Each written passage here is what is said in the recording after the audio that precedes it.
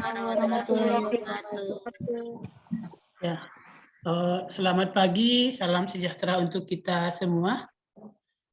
Pagi hari ini kita pertemuan kelima ya. Keberapa ini? Meina Elsa. Pertemuan keberapa? Kelima ke enam? Elpina Wardatul, pertemuan keberapa ini?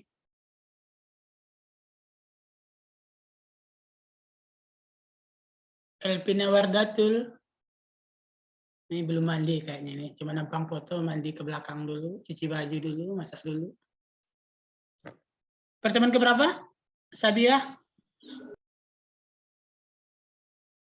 Nah, ini pagi-pagi hanya banyak fotonya ya.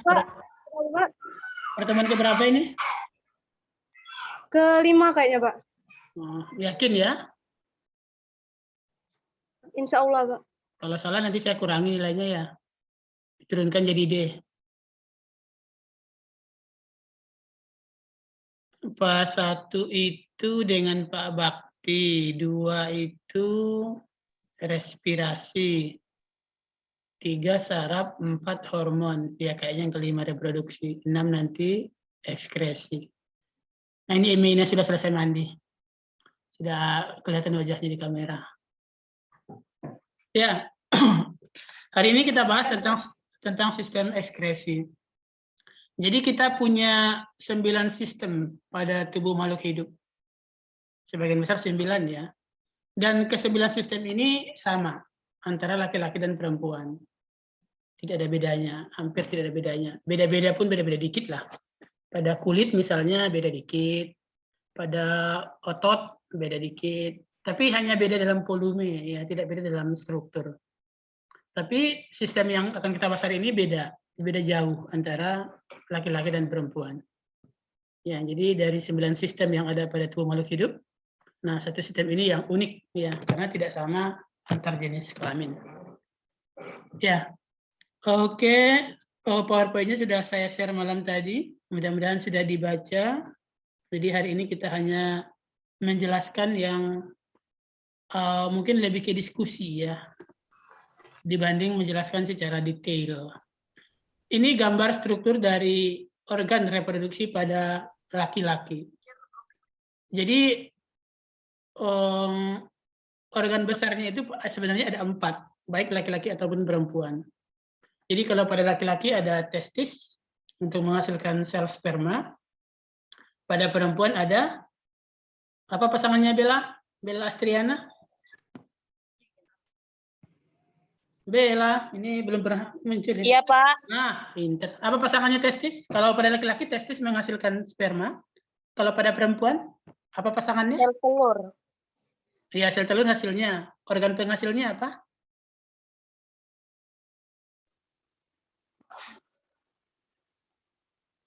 Apa? Organ yang menghasilkan sel telur apa?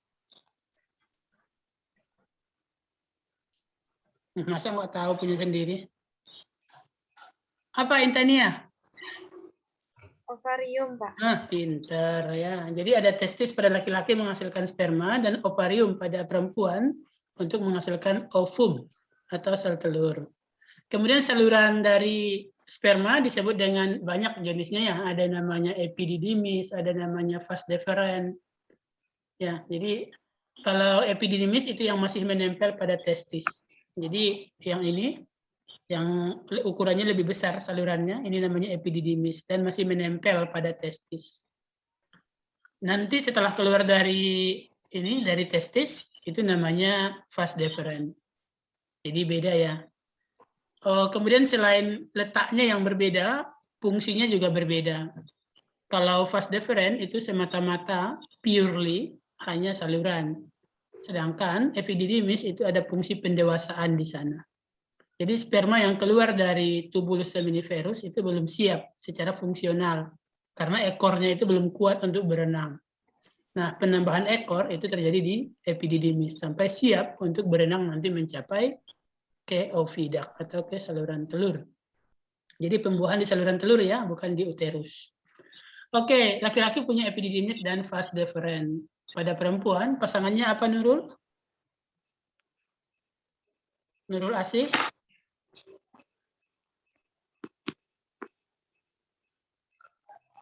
Ini dia. Nah, Iya, Pak. apa pasangannya? Iya, Pak. Terus mikrofonnya dimatikan lagi. Aduh, gimana mau ngomong?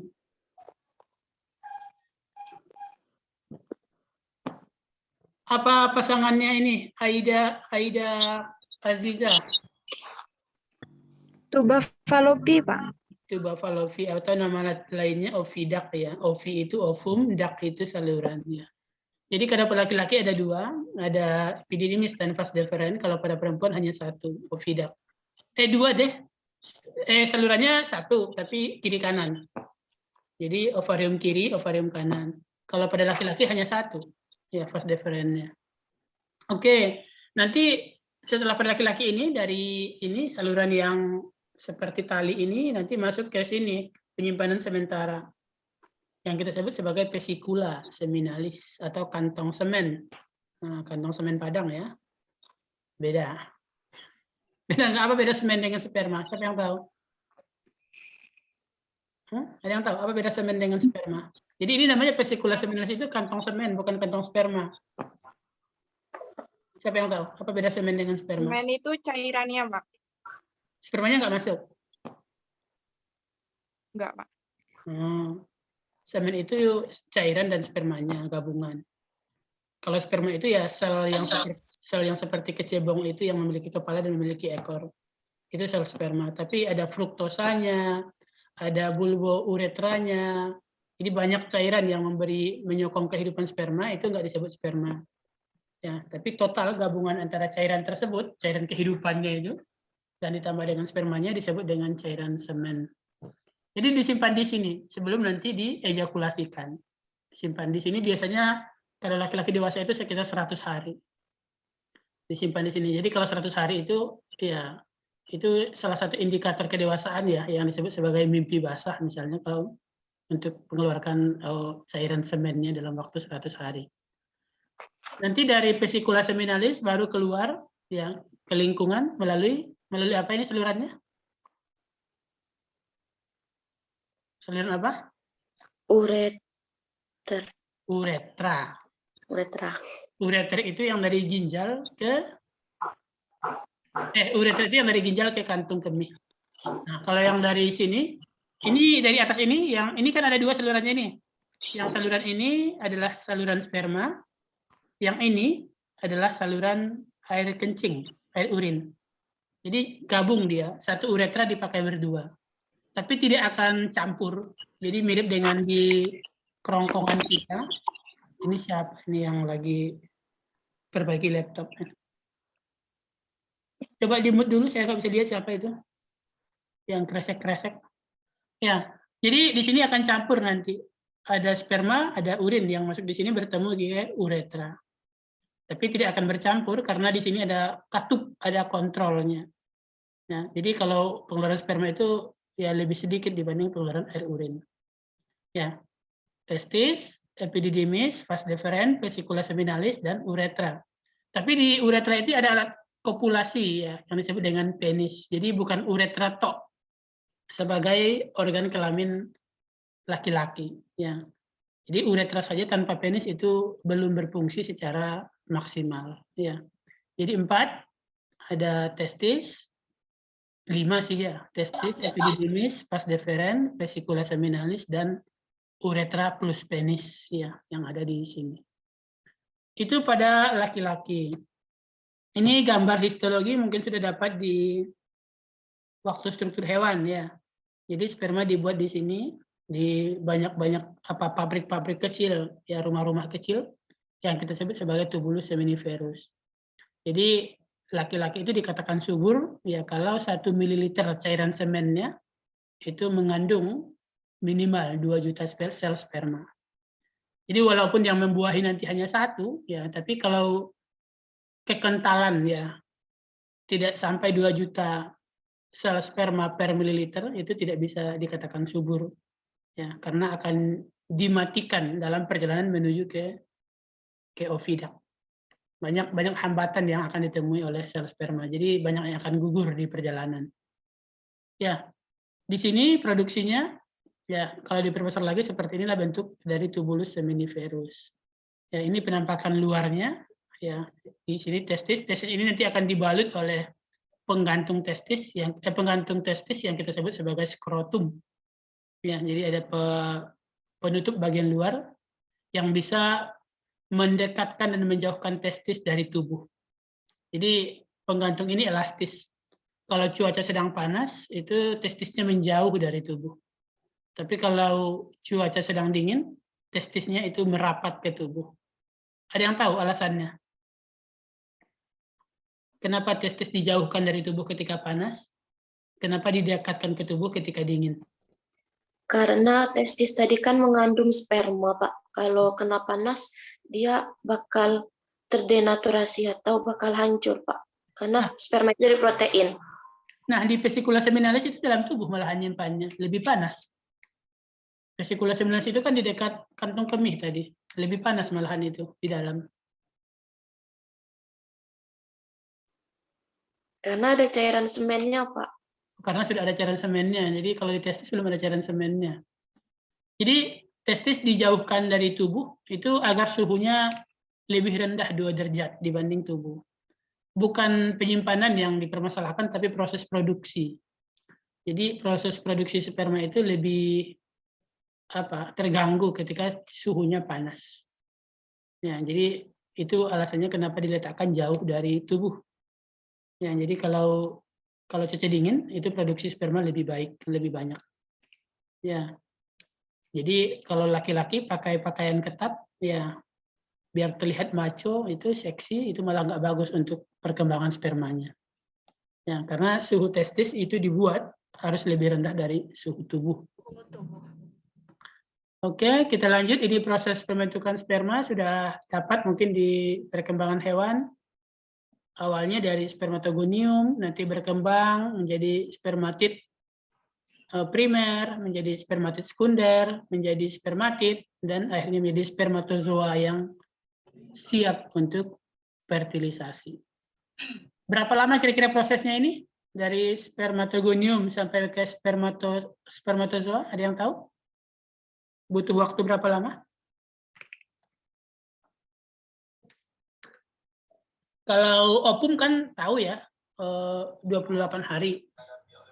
Ya, dari proses oosit primer, oosit sekunder, kemudian bukan oosit namanya, folikel primer, folikel sekunder, sampai folikel degrad, nanti terakhir baru ovulasi. Nanti kita lihat di slide berikutnya. Kalau sudah lihat slide berikutnya harusnya tahu tadi jawabannya. Ini secara genetik ya, jadi 2N pada tahap spermatogonium atau diploid, kemudian memasuki tahap meiosis 1, tetap 2N dalam bentuk spermatid primer. Nanti memasuki spermatid sekunder, dia meiosis 2. Masih meiosis 1 ya, meiosis 1 lengkap, kemudian pecah dari diploid menjadi haploid. Kemudian dari haploid memasuki meiosis 2, tetap dia haploid, namun ukuran tubuhnya yang menjadi lebih kecil. Jadi dari satu spermatogonium akan menghasilkan 4 sperma yang fungsional yang bisa membuahi. Jadi kalau tadi dikatakan 2 juta sperma dalam 1 mililiter, maka spermatogoniumnya ya dibagi 4. Jadi di sini semua yang banyak-banyak ini adalah sel spermatogonium ya, yang akan bertransformasi menjadi sperma. Ya. Proses ini berlangsung seumur hidup ya, selagi yang ya si laki-laki tersebut masih hidup, maka proses pembentukan spermanya masih terus berjalan. Kemungkinan yang akan terganggu adalah cairan semennya. Nah, jadi produksi prostat, produksi bulbo-uretralis itu yang akan berkurang. Ini secara bentuk inti sitoplasma dan ekor dari sperma. Ini animasi, ini real di bawah mikroskop. Jadi inti awalnya dikelilingi oleh sitoplasma dan oleh membran sel yang seperti biasa sel secara umumnya. Tapi nanti lama-kelamaan dalam tahap prosesnya itu akan membentuk ekor. Ekor ini sebenarnya adalah juluran dari sitoplasma. Jadi sitoplasmanya membentuk juluran ke satu sisi sehingga membentuk ekor. Nanti semakin panjang ya julurannya sehingga disebut sebagai ekor. Nah, pada ekor ini banyak terdapat mitokondria. Ya, jadi yang ada di kepala itu hanya bagian nukleus dari inti. Sedangkan sebagian besar material dari sitoplasma itu berada di bagian ekor. Nanti ketika fertilisasi yang akan masuk ke sel telur hanya ini. Hanya bagian kepala. Sedangkan bagian ekornya tinggal di luar sel telur. Nah, itulah sebabnya sebagian besar mitokondria yang kita miliki adalah mitokondria dari mana? Bu. Ibu. Ya, karena punya bapak itu hancur. Yang punya bapak yang terletak di ekor ini itu nanti hancur. Yang masuk hanya genetik dari si bapak. Oke, ini bagian kepala ada akrosom yang memiliki enzim untuk menghancurkan dinding sel telur, ya, untuk meluruhkan dinding sel telur. Ada membran sel, ada inti, dan ada sentriol. Kemudian ini bagian sitoplasmanya yang banyak, ya, terutama mitokondria. Ini epididymis mungkin sudah dapat di histologi dulu, ya. Ini banyak sperma yang berkumpul di sini di bagian epididymisnya. Kemudian ini lumen, ya, penampang dikelilingi oleh otot-otot polos dan jaringan ikat, ya. Jadi dia berupa seperti pipa infus, ya, kenyal, liat, ya. Jadi tidak mudah robek. Kemudian dari itu, dari epididymis nanti ke vesicula seminalis. Ya. Ini vesicula seminalis. Ini gambar apa ini? Main glands. Ini uretra. Ya. Mungkin mana vesicula seminalisnya? Enggak ada.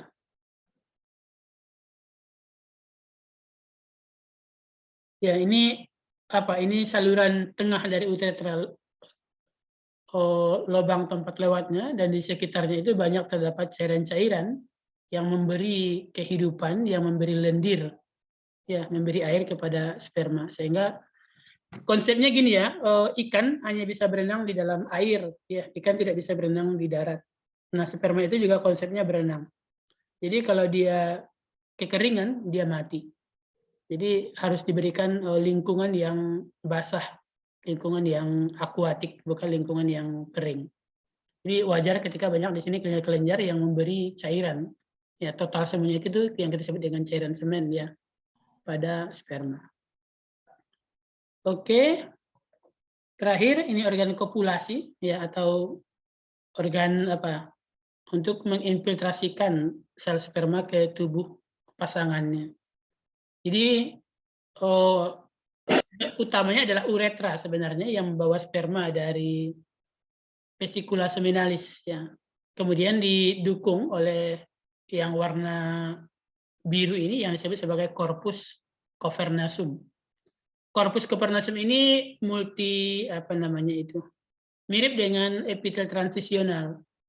Jadi kalau dia sedang ereksi berisi darah, kalau tidak sedang ereksi dia berisi udara. Ya, jadi menyesuaikan terhadap kondisi. Jadi sebagian besar itu ada kulitnya, kemudian di dalam kulitnya itu adalah jaringan ikat, ya, yang disebut sebagai corpus cavernosa. Jaringan ikat yang fleksibel, kadang berisi darah, kadang darahnya ditarik. Ya, tergantung apakah dia sedang ereksi atau tidak. Ya. Jadi sebagian besar itu adalah berupa jaringan ikat isinya. Perkembangan sperma itu dari awal pembentukan dari spermatogonium sampai ejakulasi itu 100 hari. Ya, jadi kalaupun tidak, ya, yang belum menikah mungkin itu 100 hari akan melakukan akan mengalami mimpi basah mungkin.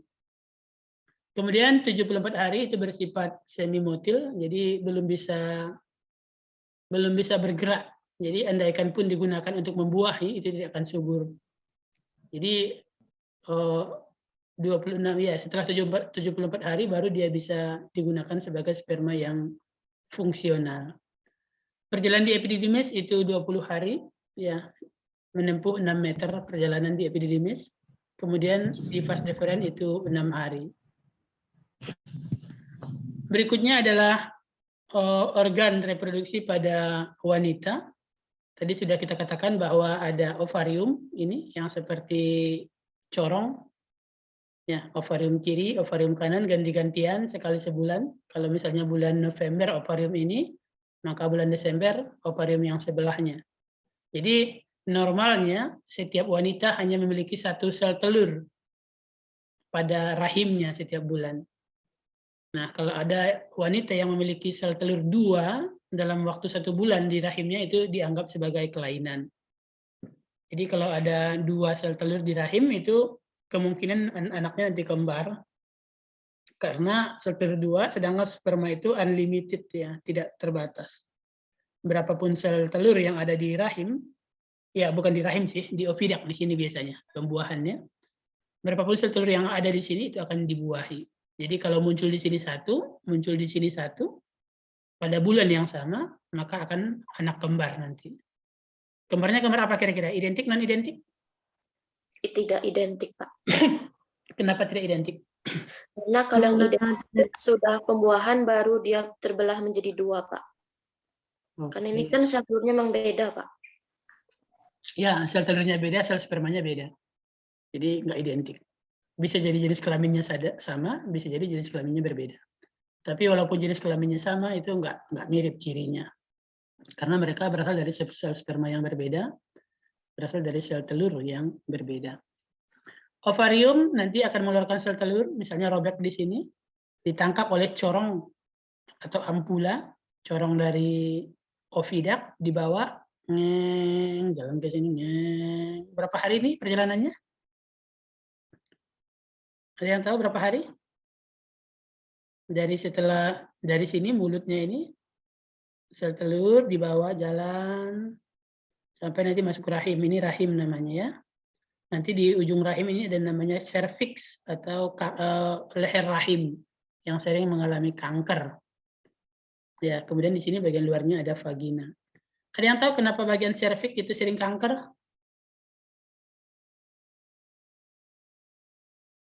Ada yang tahu? Jadi kalau di UK dulu, sekali 1 tahun itu semua ibu-ibu diperiksa. Kanker rahim atau tidak. Kanker leher rahim, bukan rahim, leher rahim.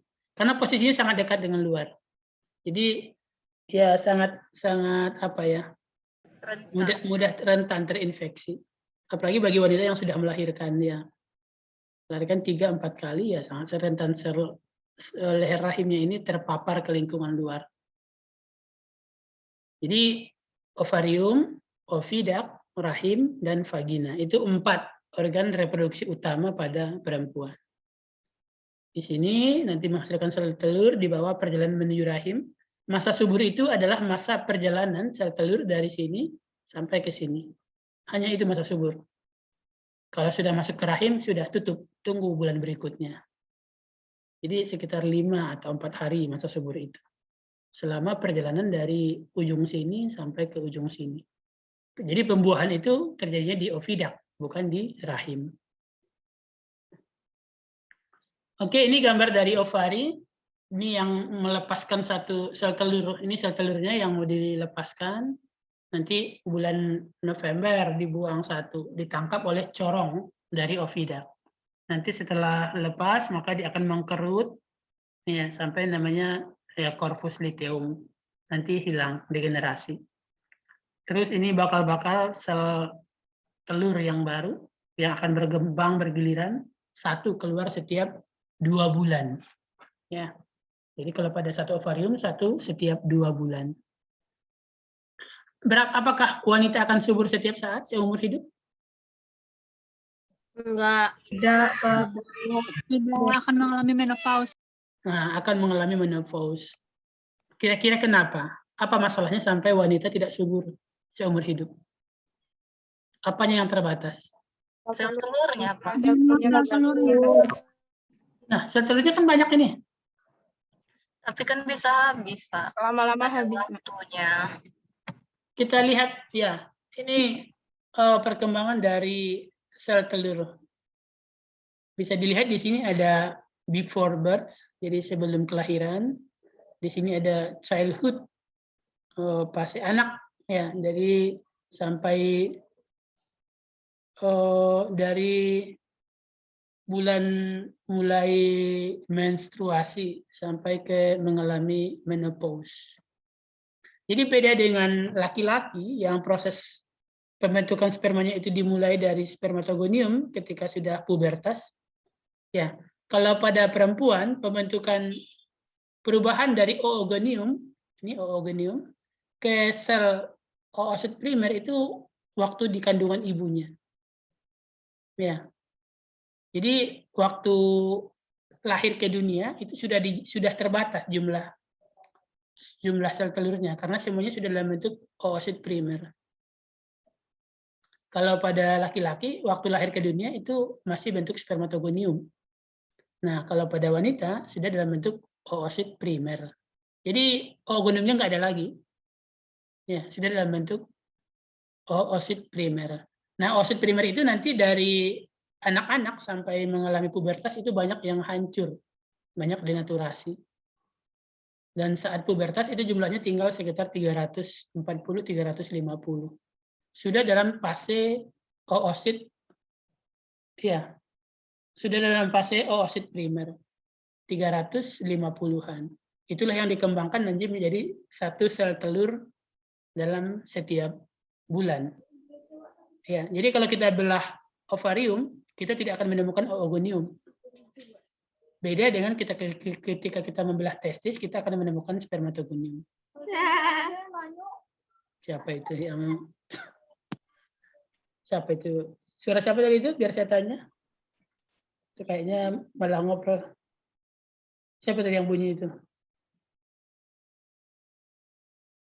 Ya, jadi kalau kita membelah ovarium, kita tidak akan menemukan oogonium. Ya, tapi kalau kita membelah testis, kita akan menemukan spermatogonium. Bedanya di situ. Jadi 350-an tadi yang oosit primer itulah yang dikeluarkan satu setiap bulan. Kalau sudah habis ya sudah habis.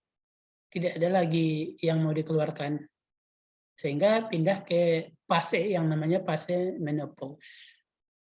Tapi rahasianya ya begitu, kan proses mengandung, proses melahirkan itu proses yang sangat berat. Jadi kalau umurnya sudah di atas 45, masih tersedia sel telurnya, dan masih mengalami kehamilan, ya sangat beresiko bagi bayi dan bagi ibunya. Jadi ada rahasianya ya.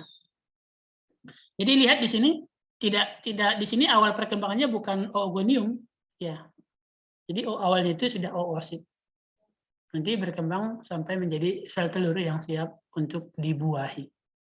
Jadi kalau ada pertanyaan, kenapa kita membedah ovarium tidak menemukan oogonium? Apa jawabannya Novita Sari? Ayo Novita Sari.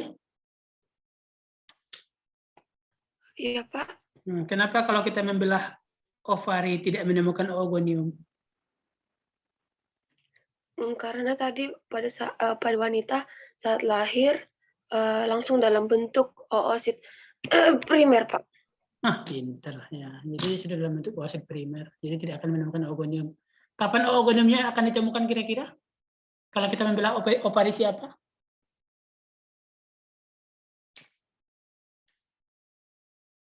Ovari siapa yang akan kita belah kalau kita ingin mencari oogonium? Ovari siapa, Penny?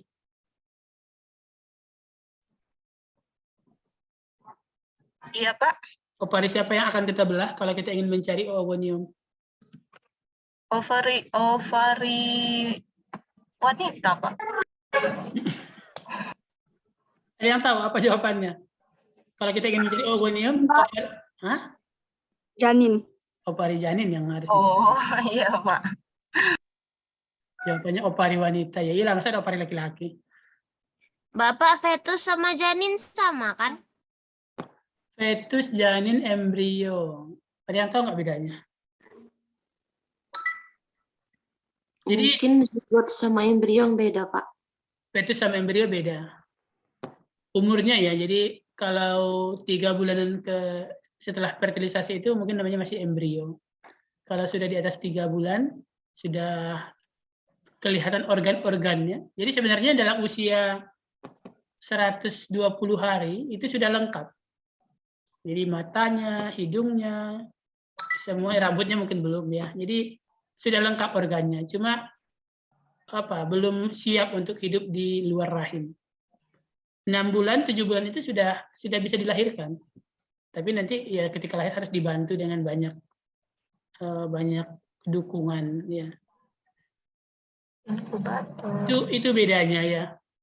Ketika dia sudah siap dilahirkan, tapi belum dilahirkan, hanya menunggu pembesaran, pendewasaan, itu namanya janin. Jadi sudah siap, sudah sama dengan manusia biasa, cuma dia belum siap untuk hidup di dunia saja. Jadi belum pencernaannya belum kuat, respirasinya belum kuat, tapi sudah ada semuanya. Itu janin. Tapi kalau dia belum lengkap, namanya embrio. Fetus ini sama dengan janin atau dengan embrio? Janin kan Pak fetus tuh? Iya, berarti sama dengan janin ya. Berarti fetus itu yang sudah miniatur manusia. Berarti fetus tuh itu kan apa? Oosit. Oogonium tuh di fetus atau janin berarti kan? Nah, nggak tahu saya peristiwa ini umur berapa katanya. Mana dia? Dia hanya mengatakan before birth ya, jadi tidak mengatakan Before birth. ya, jadi sebelum lahir. Oh berarti bisa di embrio, bisa di itu ya Pak? Bisa di embrio, bisa di fetus. Bisa di fetus ya. Tapi kalau kita logikakan bahwa ovari itu ada ketika sudah berbentuk fetus, maka proses ini kemungkinan di fetus, tidak di embrio. Ya. Karena proses pada embrio mungkin belum ada ovariumnya. Ya. Ovariumnya ada ketika dia sudah berbentuk fetus. Ya. Oke, ini penampang sel telur sebuah ya sangat mirip dengan sel telur ayam ya. Ada intinya di sini, ada zona pelusidanya, ada bagian antrumnya ya yang menyokong nanti kehidupan dari inti. Nanti kalau sperma masuk nanti akan sampai ke bagian oosit, membuahi oosit. Ini gambar dari tuba Pavlovi atau saluran sel telur. Bapak, Ya. Febri tuh penasaran, corona radiata tuh apa, Pak? Corona radiata itu lapisan pelindung. Corona itu dia seperti, itu kan asalnya dari apa ya? Mahkota atau, jadi pada matahari itu juga ada corona. Corona itu lapisan yang seolah-olah pelindung, berbeda dengan bagian tengahnya. Oh, berarti corona radiata tuh pelindungnya tuh bentuknya bermahkota gitu. Dia seolah-olah seperti mahkota karena terletak di luar. Oh. Dan mengkilat. Ya, jadi ya, corona radiata. Kasih, Pak.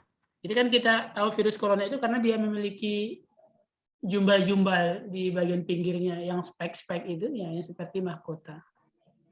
Ya, jadi bagian luarnya itu yang bermahkota itu yang disebut sebagai corona. Ya. Oke, kita lanjut ke tuba Pavlovi. Tuba Pavlovi ini hanya saluran, bukan hanya saluran sih, tempat pembuahan juga di situ. Jadi saya katakan kalau sudah masuk ke rahim, tutup untuk bulan itu. Tunggu bulan berikutnya. Ya. Ini prosesnya tadi yang satunya berapa hari kah perjalanan dari ovarium sampai ke rahim itu sekitar ya 4 hari keempat sudah hampir di ujung dia. Jadi masa subur itu dari sini ya saat hari pertama ovulasi sampai hari keempat atau hari kelima lah paling lama. Ada fertilisasi itu pembuahan, ada implantasi penempelan. Jadi setelah dibuahi akan ditempelkan di dinding rahim menggunakan tali pusat atau plasenta. Kalau tidak dibuahi, tidak ditempelkan. Terjadilah menstruasi. Ini gambarnya tidak jauh beda dengan yang tadi. Ini siklus menstruasi pada perempuan. Ya. Mana kira-kira yang fase menstruasi di sini? Itu 1 sampai 5 hari itu. 1 sampai 5 hari. Jadi ini setelah ovulasi, setelah sel telur dikeluarkan, perkiraannya di sini hari ke-14 ya, dari hari pertama menstruasi. Maka masa subur itu adalah hari ke-14 sampai hari ke berapa, Cesi?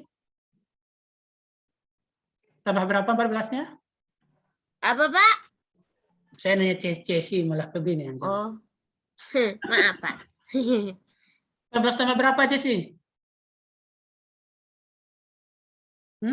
Berapa lama tadi masa subur yang saya katakan? Ini untuk calon ibu-ibu harus paham ini. Nanti kalau enggak itu setiap 1 tahun beranak. Mana si Ceci tadi? Nah, ayo Ceci. Ini masa subur kita anggap 14 hari dari hari pertama menstruasi. Jadi menstruasi kan hari pertama sampai hari kelima, kering. Fase pembentukan dinding rahim. Jadi ovarium juga tahu bahwa dinding rahim belum siap. Jadi dia belum ovulasi. Dinding rahim dibentuk sampai siap. Hari ke-14 dari hari pertama menstruasi, dinding rahim siap. Ngasih kode ke ovarium.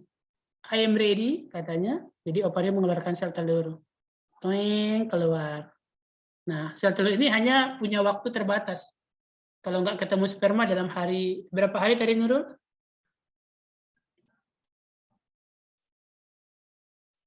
28 hari.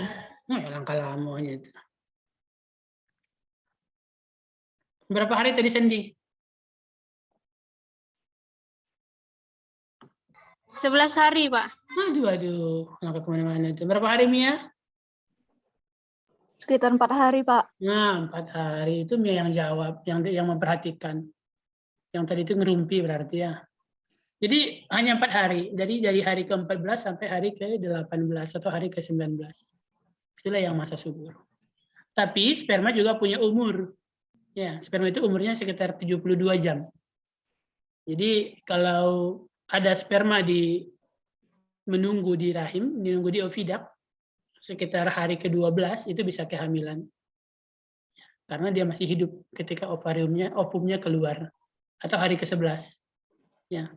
Jadi masa subur itu sekitar 14 kurang 3, berarti hari ke-11, ditambah dengan 14 tambah 5, hari ke-19. Ya.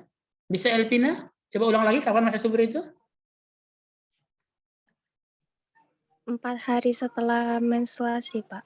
Nah. Terus apa tambahannya? 4 hari setelah menstruasi kemana perginya itu? 11 hari.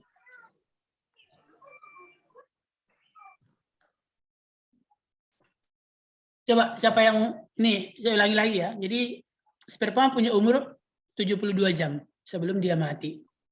Ya, itu jika dia berada dalam cairan yang cocok ya, dalam cairan rahim, dalam cairan ovidak. Jadi kalau ada sperma pada hari ke-11, dia masih bisa menunggu sampai hari ke-14. Nah, kemudian ada penelitian yang mengatakan bahwa sperma X itu lebih tahan dibanding sperma Y. Jadi kalau hari ke-11 itu, mungkin hari ke-13 itu sperma Y yang pembawa jenis kelamin laki-laki itu sudah mati karena umurnya lebih pendek. Maka yang bertahan saat telur keluar itu adalah sperma X, maka anaknya akan perempuan. Ya.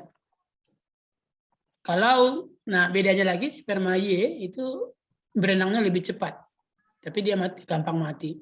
Jadi kalau pas hari ke-14 yang tersedia itu adalah sperma Y, maka kemungkinan ada anak laki-laki. Ya, karena sperma Y akan mencapai sel telur duluan. Atau ketika telur sudah berada di sini, sudah dalam posisi siap di sini, dan datang yang pertama adalah sperma Y, maka di sini juga akan menjadi anak laki-laki.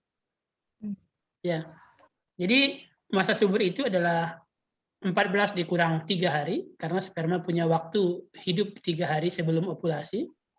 Ya. Dan 14 ditambah 4 atau 14 ditambah 5. Karena ovum punya waktu hidup 4 atau 5 hari. Jadi berapa hari totalnya Seli? Seli Karisma? 3 tambah 7. 3 tambah 7? Kok 3 tambah 7? 19 hari, Pak. Berapa? 19? Allah. Berapa hari jadinya? Melinda?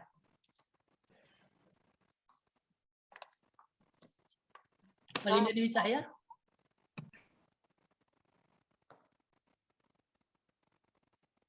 Melinda Dewi Cahya berapa hari jadinya? Nggak ada orangnya. Zalia Anggraini? dari dari tanggal 11 dari hari ke-11 sampai hari ke-19, Pak. Berapa hari jadinya?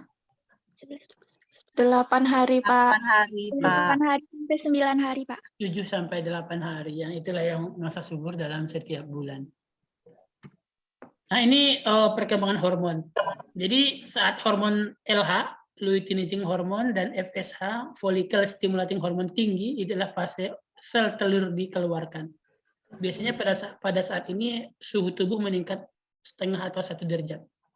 Jadi kalau mau mengetahui masa suburnya, setiap pagi taruh termometer di ketiaknya atau taruh termometer di mulutnya. Jadi catat hari ke-1, 2, 3, 4 sampai 28.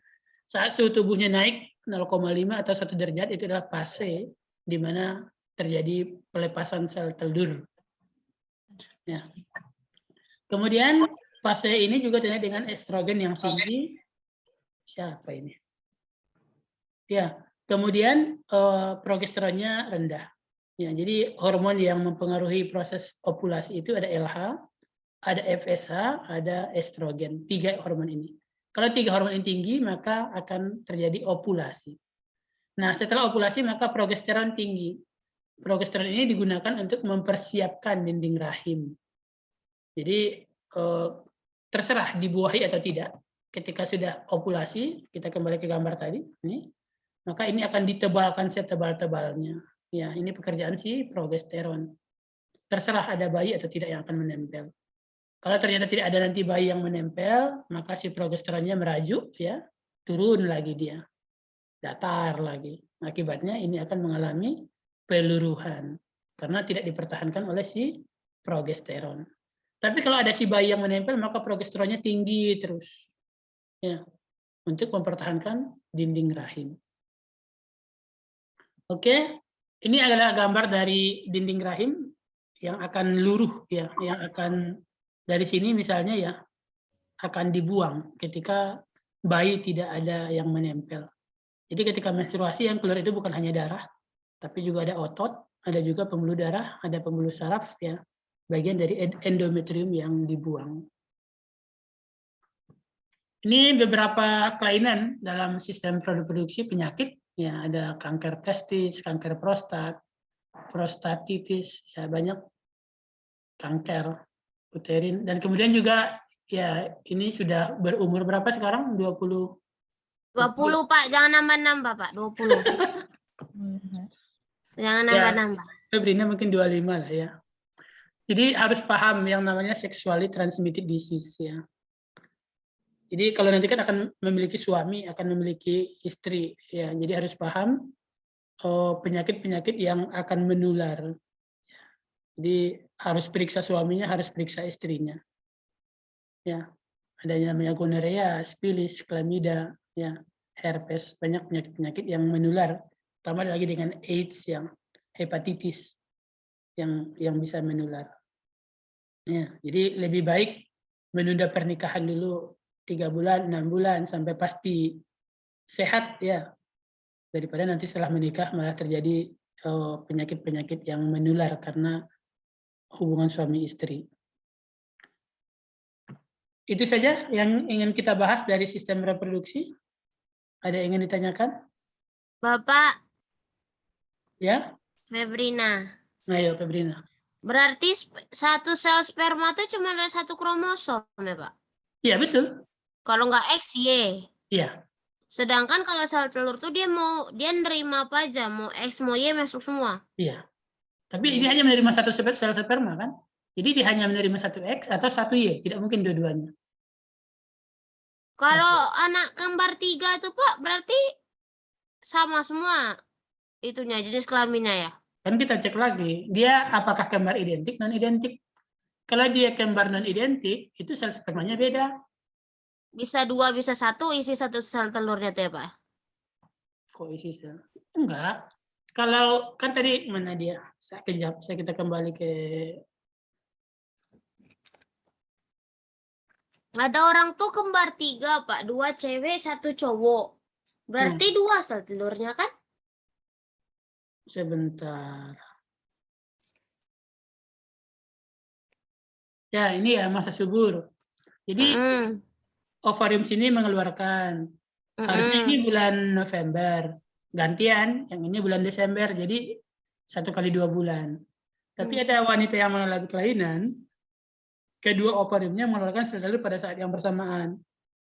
Jadi di sini bulan November ada, di sini bulan November ada. Jadi 2 sel telur. Nah, karena sperma itu kan jumlahnya nggak terbatas banyak. Jadi mau berapapun sel telur yang ada, itu spermanya ada. Jadi kalau di sini ada sel telur A, maka sperma yang masuk ke sini bisa jadi sperma X, bisa jadi sperma Y. Sel telur B yang masuk ke sini bisa jadi sperma X bisa jadi sperma Y. Jadi kembarnya itu kalau kembar beda telur, itu bisa jadi jenis kelaminnya sama, bisa jadi jenis kelaminnya beda. Karena mereka berasal dari 2 telur yang berbeda, berasal dari 2 sperma yang berbeda. Tapi walaupun mereka jenis kelaminnya sama, itu sifat fisiknya kemungkinan berbeda.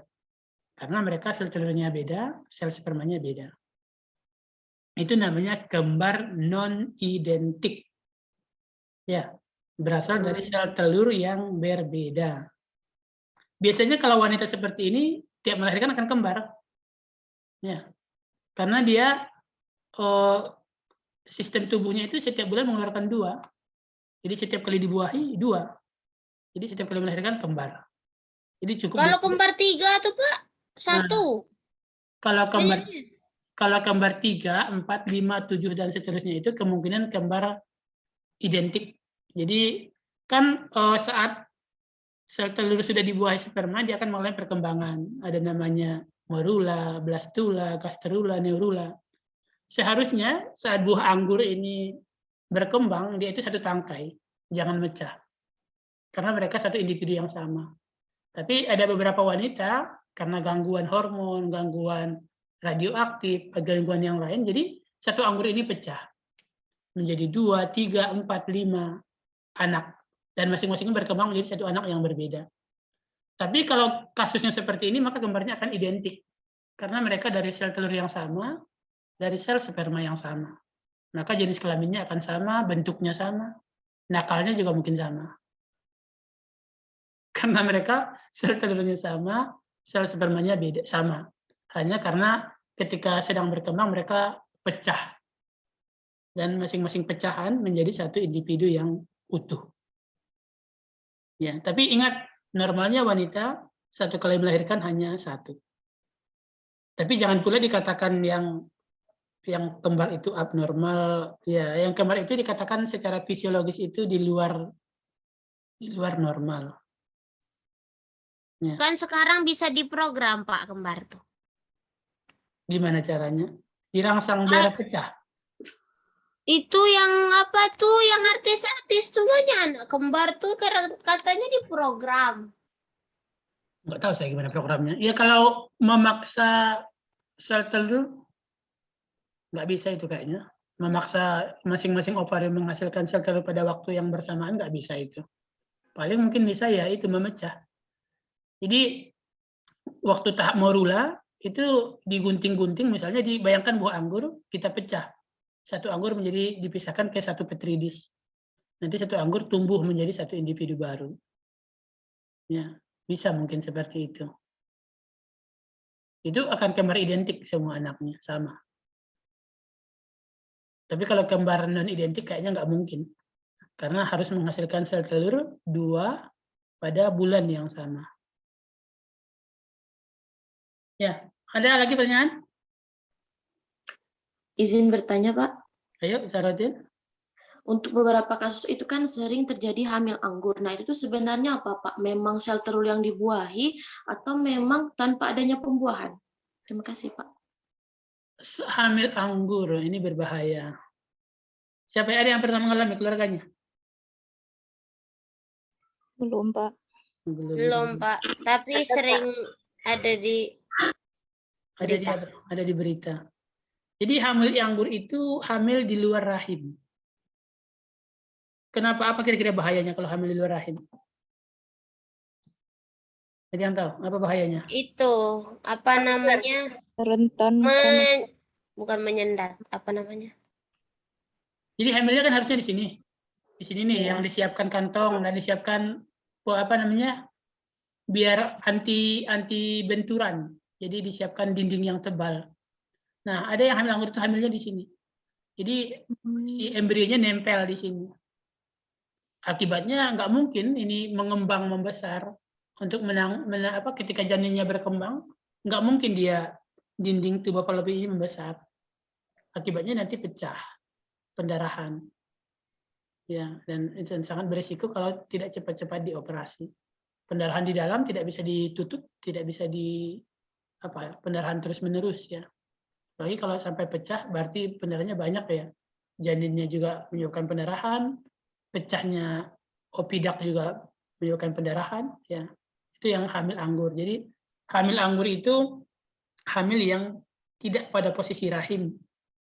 Terus ada juga hamil anggur itu sebenarnya bukan hamil, tapi otot yang mirip dengan tumor lah, kanker, otot yang membelah. Jadi dipikir itu hamil, padahal itu adalah gumpalan otot yang tumbuh dan berkembang ya di sekitar area rahim. Jadi ketahuannya lambat ya karena dipikir itu hamil, tapi nggak melahirkan karena dia otot yang tumbuh sebenarnya, bukan hasil fertilisasi. Tapi sebagai masalah hamil anggur itu adalah hamil yang di luar posisi, bukan di rahim ya, tapi di ovida. Itu yang hamil anggur. Jadi kalau kata orang-orang kaya, kalau lagi hamil sudah terdeteksi telat, misalnya 2 minggu, 3 minggu, itu di USG untuk memastikan posisi hamilnya itu di rahim, bukan di ovida. Tapi kalau teknik USG-nya murahan, itu nggak kelihatan. Ya, jadi karena kecil itu, masih sebesar debu mungkin ya. Bayangkan kita nggak pernah lihat sperma, kita nggak pernah lihat sel telur. Jadi masih sangat kecil. Terus posisinya dalam tubuh, dilihat lagi dengan sinar. Jadi kalau saya pernah USG, ya waktu karena teringat dengan cerita hamil anggur. Jadi ketika istri itu telat 2 minggu, 3 minggu, saya bawa USG, nggak kelihatan, ya. Tapi yang namanya dokter mau jalan obat. Saya tanya, ini positif hamil nggak? Kalau di tes pack hamil, dibawa ke dokter, mereka nggak bisa memastikan karena nggak kelihatan. Cuma dokternya mau jualan obat, terus dia bilang pas kami pulang itu dia nggak tahu, terus dia bilang nanti 2 bulan kembali ke sini. Tapi pas pulang itu dikasih resep. Saya tanya apoteknya, ini resep apa Pak? Dia bilang DHA dan AA untuk otak bayi. Coba itu bayangkan bagaimana kalau kita nggak paham, umur 3 minggu sudah ada kira-kira otak bayi belum? Belum terbentuk, Pak. Belum, Pak. Belum, Pak. Jangankan Lalu otak, masih beli minyak deh. jangankan otaknya ya, kelihatan aja belum apakah fertilisasi atau tidak. Ya, tapi iya seperti itulah dunia jual-jual beli. Ya, jadi katanya begitu. Jadi kalau memastikan tidak hamil anggur itu ya di USG ketika 2-3 minggu kehamilan. Tapi kalau teknik USG-nya yang standar ya nggak kelihatan. Ya, Baik, Pak. Terima kasih, Pak. Ya, jadi kalau 2 bulan lah mungkin baru USG memastikan posisinya di rahim atau tidak. Jadi USG itu 3 kali. Yang pertama memastikan posisi di rahim atau tidak. Yang kedua memastikan organnya lengkap atau tidak. Jadi pada usia 6 bulan itu di USG. Tangannya lengkap, kakinya lengkap, matanya lengkap, hidungnya lengkap enggak. Jadi cek semua lengkap. Tapi ini dilema juga sebenarnya. Kalau pada usia itu di USG organnya enggak lengkap, apa yang mau dilakukan? Sedih, Pak. Hah? Siap-siap menerima. Siap-siap apa? Sedih, Pak. Lihat anaknya nggak lengkap. Mau digugurin sayang. Nah, terus nanti USG terakhir itu menjelang melahirkan. Jadi menjelang 9 bulan. Memastikan dia bisa lahir normal atau tidak. Jadi itu menimbang berat bayi. Lihat ukuran bayi. Ya, bisa nggak kira-kira lahir normal atau tidak. Jadi 3 kali itu biasanya. Kalau dapat suami orang kaya. Berapa USG sekarang? 200.000? Kurang tahu, Pak. Ya, ada lagi? Ada, Pak. Bertanya, Pak. Penny, Pak. Ayo, Penny duluan. Nah, tadi malam kan Feni nonton YouTube tuh kan Pak. Katanya skrotum kiri itu tergantung lebih rendah daripada skrotum kanan. Iya. Nah, itu fungsinya itu apa Pak? Memiliki fungsi atau tidak Pak? Itu umum memang, tapi saya nggak tahu kenapa begitu. Ya, jadi skrotum kiri dan lebih kecil kayaknya dibanding skrotum kanan. Bukan skrotum testis, skrotum itu bungkusnya. Ya, jadi testis kiri posisinya lebih bawah dan ukurannya lebih kecil. Dan kemudian sebenarnya laki-laki satu testis pun sudah subur. Ya, jadi nanti kalau punya anak testisnya hanya satu, nggak apa-apa. Ya, tidak usah meraung-raung ya. Sudah cukup satu testis. Nggak tahu kenapa. Mungkin nanti saya coba googling. Kenapa kira-kira apa alasannya kenapa testis di sebelah kiri lebih rendah dibanding testis yang sebelah kanan? Baik Pak. Kasih Pak. Ya. Ada lagi? Bertanya, Pak. Ayo Dewi Julianti. Ini Pak, yang kalau yang orang yang tiba-tiba mengalami keguguran itu gimana Pak? Apakah hormon progesteron itu menurun ya Pak? Jadi tidak bisa menahan janin gitu Pak? Ya, banyak penyebab kalau keguguran. Kalau bisa infeksi, jadi ada makhluk yang masuk dari vagina, misalnya enggak steril ya, ada kutu, ada virus, ada bakteri, terutama yang suka melihara hewan-hewan, yang kontak erat dengan hewan. Nah, masuk, ya si bayi ya terganggu atau berbagi nutrisi. Sama lah kayak kita kalau kita kena kutu, kena cacing, kan perkembangan kita juga terganggu. Cuma karena kita sudah besar, jadi kalaupun kita punya 100, diambil 5, nggak masalah. Kalau si bayi dia punya hanya mungkin 1, diambil setengah, nah itu masalah. Sehingga si ibu memilih untuk menggugurkan daripada mempertahankan.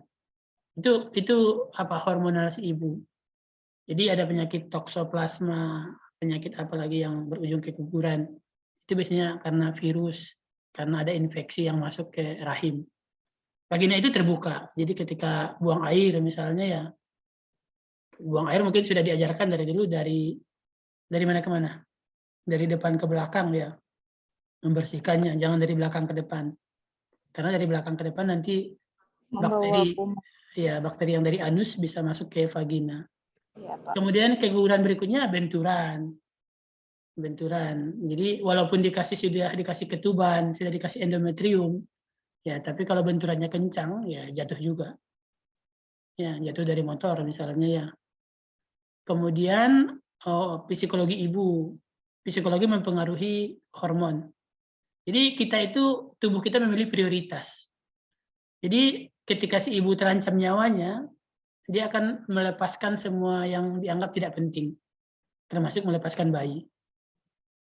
Ya, jadi kita nih bertahan hidup, berjuang hidup di lautan. Ada emas, ada permata, ada motor, ada mobil. Kita kalau mempertahankan itu, kita dibawa tenggelam. Maka kita akan melepaskannya, mempertahankan diri. Nah, si ibu juga begitu. Jadi dalam kondisi stres, ya semua yang dianggap membebani hidupnya akan dilepaskan, termasuk melepaskan janinnya. Ya.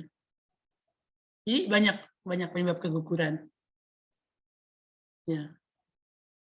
Ya, terima kasih Pak. Kalau sudah keguguran, otomatis progesteronnya akan turun. Ya, karena dia tahu bahwa tidak ada lagi yang perlu dipertahankan di uterus. Ada lagi? Dari izin bertanya, Pak. Ayo Putri Nesa. Mengenai wanita yang dianggap mandul, nah, itu tuh Pak, apakah kualitas dari ovariumnya yang jelek atau tidak menghasilkan sel telur lagi, atau sel telur yang telah dibuahi itu tidak bisa melekat di dinding rahim? Kalau wanita bisa menstruasi, seharusnya dia subur. Ya, karena dia punya sel telur. Dan kalau ada sel telur, secara fisiologis rahimnya mempersiapkan diri. Kenapa tidak bisa memiliki anak? Ada yang dinding rahimnya itu nggak kuat. Jadi setiap nempel 2 bulan gugur. nempel 3 bulan gugur. Jadi kita sebenarnya ada pembuahan, ada embrio yang terbentuk, tapi kita nggak tahu bahwa kita keguguran karena waktu keguguran itu umurnya masih kecil, tidak terdeteksi. Ya, kenapa rahimnya nggak kuat? Ya penyakit bawaan bisa jadi. Tapi kalau ya konsepnya seperti itu, kalau wanitanya menstruasi, berarti dia subur. Kenapa tidak memiliki anak? Ya kemungkinan di rahimnya atau di pembuahan. Jadi walaupun ada sel telur tidak bisa dibuahi, bisa terjadi karena kondisi tubuh si wanita yang terlalu asam atau terlalu basah. Jadi sperma itu kan memiliki pH sendiri. Sama kayak sperma kita siram dengan air aki ya mati semua kan gitu.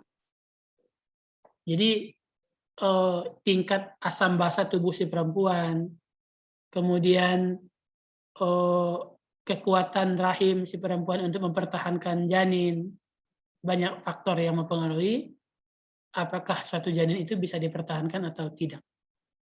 Tapi selagi menstruasi kemungkinan bisa punya anak. Kalau rahimnya nggak bisa ya terpaksa numpang ke rahim orang lain. Ya, jadi sel telurnya diambil, sel spermanya diambil, pertemukan di petri dish, kemudian besarkan di media, tampangkan ke rahim orang lain untuk pembesarannya karena rahimnya nggak kuat. Atau kalau yang masalahnya asam basa ya seperti itu, ambil sperma laki-lakinya, ambil ovum si perempuan, pertemukan di luar tubuh. Karena kalau bertemu di luar tubuh nggak mungkin, karena asam basanya nggak cocok. Kemudian yang ketiga ada namanya imunitas. Imunitas yang terlalu tinggi. Jadi tubuh kita akan menolak semua makhluk asing yang masuk ke tubuh. Kalaupun ada duri yang kena di kaki, nggak bisa dikeluarkan, itu nanti lama-lama keluar. Jadi tubuh tahu mana yang bagian dari dirinya atau mana yang bukan bagian dari dirinya. Nah, pada sebagian wanita, ada yang tubuhnya menganggap bahwa janin itu adalah orang lain. Janin itu bukan dari bagian tubuhnya.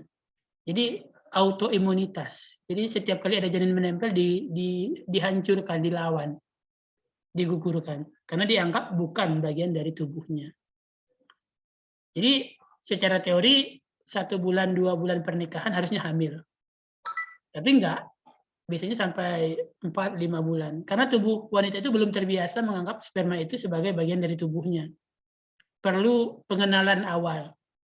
Jadi nanti lama-kelamaan tubuh si wanita itu baru tahu bahwa sperma itu adalah bagian dari fisiologis yang akan diterimanya. Ya. Jadi itu sebab berikutnya, autoimunitas. Jadi kalau sudah berhasil sekali, jadi misalnya ada yang sudah 10 tahun, 15 tahun nggak punya anak, tapi ketika berhasil sekali, itu setiap tahun punya anak. Karena hanya perlu waktu bagi si wanita untuk mengenali bahwa janin itu bukan musuhnya. Jadi selama 15 tahun ini menganggap janin itu musuhnya, digugurkan terus. Pas lewat sekali, ya sudah, berikutnya lancar. Karena dia sudah mengenal bahwa janin itu bukan musuhnya. Nah, itu penyebab keguguran berikutnya atau kemandulan. Ya, kalau pada laki-laki kemandulannya ya volume, jumlah sel spermanya yang tidak cukup 2 juta per mililiter. Atau kalau bahasa iklan obat kuatnya sperma encer ya. Tidak cukup 2 juta per mililiter sel cairan semen. Ya, begitu Feni. Nesya, Pak. Oh, Nesa tadi yang nanya. Oh. Makasih, Pak. Ya. Ada lagi? Izin bertanya, Pak. Kita sampai 9.15 lah mungkin ya, 9.20. Ayo, siapa lagi nih? Pak, izin bertanya, Pak. Ayo, Lopi ya. Nah, ini saya ingin bertanya, Pak, kan kebanyakan perempuan itu kan, Pak, ada ya, Pak, ada yang terkena kristal, Pak. Nah, kristal di rahim. Nah, itu apa betul itu tidak bisa hamil ya, Pak? Bukan kristal, kista mungkin maksudnya. Nah, iya, Pak. Kristal, kalau kristal itu jambu kristal, susah ke rahim. Iya, Pak. Kista itu otot tumbuh. Jadi kalau di kulit kita juga ada kadang itu tumbuh otot yang menempel di kulitnya. Nah, kalau menempelnya di rahim itu mengganggu perkembangan bayi. Jadi harus dikuret dulu, harus dipotong dulu. Jadi kalau ada kista rahim ya kemungkinannya kecil untuk hamil. Karena dianggap nanti akan membahayakan si janin. Jadi si ibu ini bisa menganalisis, bisa memantau situasi. Kalau kondisi rahim tidak memungkinkan, dia tidak akan, ya karena dia juga ingin bayinya itu selamat ya, bayinya itu sehat. Jadi ketika ada gangguan di rahim, dia akan memutuskan apakah mempertahankan atau tidak. Jadi kalau ada kista di rahim biasanya jarang yang bisa hamil. Ya, kista. Jadi mirip dengan apa daging tumbuh, tapi posisinya di rahim. Ya. Ayo, siapa lagi? Izin bertanya, Pak. Ayo, Gading. Ini laki-laki dulu, perempuan sudah banyak tadi. Ayo, Gading. Pada perempuan itu kan ada namanya siklus menstruasi. Nah, pada menstruasi itu kan Pak, kayak ada perubahan kesehatan pada perempuan gitu kan. Ada yang katanya kalau pas menstruasi itu ada yang demam ataupun perubahan lebih sensitif atau ada yang lebih marah-marah atau lebih pendiam. Nah itu apakah hormon FSH dan estrogennya yang mempengaruhi dan apakah imun itu juga mempengaruhi dari proses menstruasi seperti itu Pak? Ini Gading kok tahu banget? Sudah pengalaman? Baca buku. Ya, jadi pada fase ovulasi tadi yang kita lihat di slide itu FH dan LH dan FSH-nya sangat tinggi. Jadi kita di tubuh itu punya prioritas ya. Kalau kita lagi memikirkan pekerjaan itu jarang memikirkan keluarga. Kalau lagi memikirkan A, maka kita akan mengurangi pikiran ke B. Tubuh juga begitu. Kalau lagi tinggi hormon FSH sama hormon LH-nya, maka hormon apa yang untuk pereda stres itu ya, epinefrin misalnya ya, itu turun. Jadi ada namanya trade off, trade, strip off. Jadi konsentrasi pada satu hal akan menurunkan konsentrasi pada hal lain. Jadi kalau itu LH lagi FSH lagi konsentrasi ke situ, maka hormon-hormon lain makanya imunitas kita juga turun, bukan kita sih yang perempuan ya. Imunitas perempuan juga turun ketika sedang dalam masa menstruasi. Dia akan mudah alergi, akan mudah batuk, pilek, ya karena posisi tubuhnya sedang diprioritaskan untuk hal lain, mengurangi porsi untuk imunitas. Jadi wajar ketika sedang ovulasi banyak gangguan yang terjadi di luar kebiasaannya. Ya. Seperti itu, Gading. Baik, Pak. Terima kasih.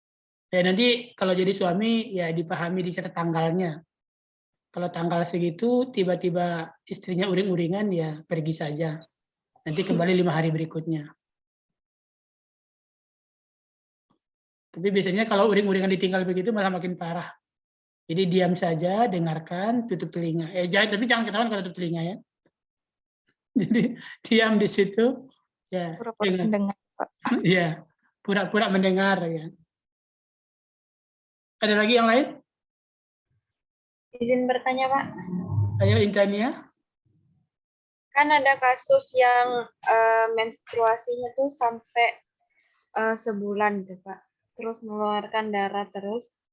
Itu apa hormon progesteronnya terus turun ya, Pak? Sampai sebulan? Iya, sampai sebulan. Ada kasus ini kakak sepupu saya dulu begitu. Jadi dianggap menstruasi terus-terusan. Ternyata setelah dibawa ke dokter itu ada kista di rahimnya. Dan itu setelah itu dibuang baru menstruasinya berhenti. Jadi kalau mungkin dalam batas 2 minggu masih wajar lah. Tapi kalau sudah bisa sampai sebulanan, ada hal yang kurang normal mungkin di situ. Apakah ya ada gangguan? Kalau yang kasus sepupu saya itu ya karena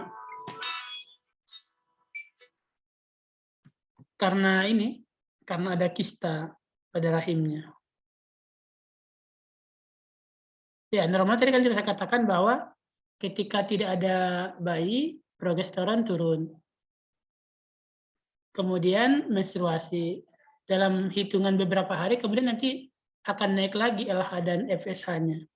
Siklusnya, itu kasusnya dia sudah menopause atau belum? Kalau dia sudah menopause mungkin bisa jadi, karena kalau sudah menopause kan tidak ada lagi fase pengeluaran sel telur. Jadi hormonnya itu ya agak terganggu. Ya, jadi kalau sudah lebih dari 2 minggu, tapi kadang dibawa ke dokter juga nggak ketemu penyebabnya. Karena apakah karena alergi, apakah karena infeksi virus, apakah karena kista. Kista itu juga sama seperti yang saya katakan tadi. Kalau kistanya masih umur kecil, 3 bulan, 4 bulan, nggak kelihatan. Mau di endoskopi pun, di endoskopi itu dimasukkan sendok ke dalam rahimnya, diambil dikit jaringannya. Bukan sendok lah, apalah namanya, pisau kecil. Diambil contoh jaringannya. Itu belum kelihatan karena ukuran kistanya masih sangat kecil. Dan kadang ya pengambilan posisi kistanya juga nggak pas. Misalnya dinding rahim yang kena kista di kanan, diambil contoh jaringan yang di kiri. Ya, jadi tergantung teknologi yang digunakan juga untuk mendeteksinya. Tapi konsepnya kalau sudah menstruasi lebih dari 2 minggu, dan dia bukan pada periode menopause, itu nggak wajar. Ya. Berarti bukan dari hormonnya yang sama? Bukan dari hormonnya, kemungkinan bukan. Kecuali kalau dia suntik hormon ya, atau dia minum hormon. Karena kalau secara hormon ini perlu dosis besar untuk mengganggunya. Ya. Dan sangat jarang hormon yang ada di pasaran ya. Karena harganya sangat mahal. Ya, bukan hormon. Satu pertanyaan lagi, 912. Pak, izin bertanya, Pak. Pak. Sabira. Pak, izin bertanya. Untuk fertilisasi in vitro itu bayi tabung ya, Pak? Misalnya udah dibesarkan di media. Terus mekanisme masukkan ke dalam rahim itu, penanaman di dalam rahim itu di mana ya, Pak? Jadi ada namanya in vivo. Vivo itu kata tubuh, FIFA. Jadi dulu waktu sepak bola ada FIFA Brazil, FIFA Jerman, FIFA itu artinya hidup. In vivo itu dalam tubuh. In vitro itu di luar tubuh. In vitro itu ya di petri dish misalnya. Jadi kalau tadi yang kasusnya tidak bisa hamil, itu diambil sel sperma, diambil sel telur, dipertemukan di luar tubuh. Setelah bertemu, ya membelah dong fertilisasi morula, gasterula. Nanti ditanam lagi ke rahim. Bagaimana proses menanamnya? Ya teknologi kedokteran memungkinkan untuk itu. Untuk menanam benda yang bukan makhluk hidup sih saya bisa. Apalagi menanam benda yang menyambungkan daging bisa, menyambungkan otot bisa. Kalau untuk menempelkan itu juga ya bisa. Sudah umum dilakukan. Ya, untuk menempelkan.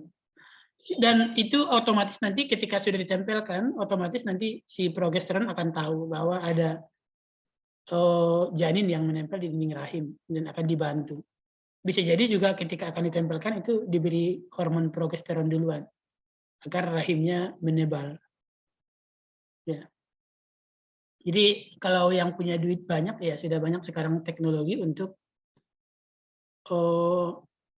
mengatasi ya tidak memperoleh anak. Salah satunya dengan tadi yang fertilisasi in vitro. Ya, tapi mahal. Bayangkanlah kita mempertemukan sel sperma katak dengan sel telur katak saya di petri dish masih sering gagal ya. Ini mempertemukan sel telur dengan sel sperma manusia. Ya. Si Hasri tadi, Hasri? Ya Pak, kalau ini saya tanya tuh ada pernah baca kasus itu Pak kan kehamilan anak kembar itu ada yang lahirnya bulannya tuh beda Pak. Itu gimana Pak? Anak kembar? Ya lahirnya bulannya misalnya yang anak kembar yang pertama itu lahirnya November misalnya Pak. Nah terus tuh yang anak kembar keduanya itu lahirnya misal Januari atau Desember gitu Pak. Beda bulan gitu Pak. Jauh ya. Ya. Jadi seperti yang saya katakan tadi bahwa usia 7 bulan itu anak sudah bisa dilahirkan. Tergantung pemicunya apa. Jadi kalau ibunya kecelakaan, itu bisa lahir anaknya usia 7 bulan. Atau dikasih obat pemacu kontraksi rahim, itu bisa lahir. Dan ketika gangguan, kalau kata Malaysianya, gangguan kecemasan tersebut sudah lewat, ya sudah, dia tahan lagi bayinya. Ya, sampai cukup usia 9 bulan, ya mungkin 9 bulan 10 hari. 9-10 hari dia akan mengeluarkan, karena kalau lebih dari itu terlalu besar. Jadi beresiko untuk memelihara lebih dari itu. Jadi kalau nanti punya istri, usia kandungannya sudah lewat dari 9 bulan atau sampai 10 bulan, itu harus dioperasi. Karena bisa berbahaya, si janinnya nggak bisa lagi, sudah terlalu kecil rahim bagi dia. Dan kalau sudah 10 bulan tidak dikeluarkan, si ibu nanti akan menyerap kembali bayinya. Kasusnya disebut dengan kasus eklamsia. Ya, jadi 9 bulan, 10 bulan lah paling lama. Itu sudah harus dibawa ke dokter. Harus dikeluarkan, ya. Karena berbahaya bagi si ibu, berbahaya bagi si bayinya. Jadi jangan ditunda sampai keluar dengan sendirinya. 7 bulan bisa keluar, asalkan ada pencetusnya. Tapi ketika pencetusnya sudah lewat, maka yang kembarannya itu akan dijaga, ditahan sampai usianya cukup. Ya. Dan kemudian kadang 9 bulan 10 hari itu tergantung pencetus dia lahir. Jadi kita bisa menargetkan hari lahir si anak dengan memberi pencetus. Jadi misalnya mau tanggal cantik 11-11, mungkin kurang 2 minggu atau kurang 3 minggu, itu bisa diinduksi. Jadi induksi, di rahimnya disuruh kontraksi, itu bisa lahir anaknya. Atau paling gampangnya disesar ya, itu nggak masalah. Jadi tidak akan berbahaya karena si bayinya sudah oke untuk lahir. Ya, itu saja mungkin hari ini sudah 9.17. Ya. Minggu depan kalau jadi kita kedatangan tamu dari yang Unipa membahas sistem ekskresi. Ibu Febrina, Ibu apa namanya? Rantika, lupa saya namanya. Ya, itu saja mungkin untuk hari ini. Terima kasih, rasa sudah banyak pertanyaan. Ya, terima kasih. Selamat pagi. Assalamualaikum warahmatullahi wabarakatuh. Waalaikumsalam warahmatullahi wabarakatuh. Terima kasih, Pak. Saya tutup ya. Ya, Pak. Iya, Pak. Pak.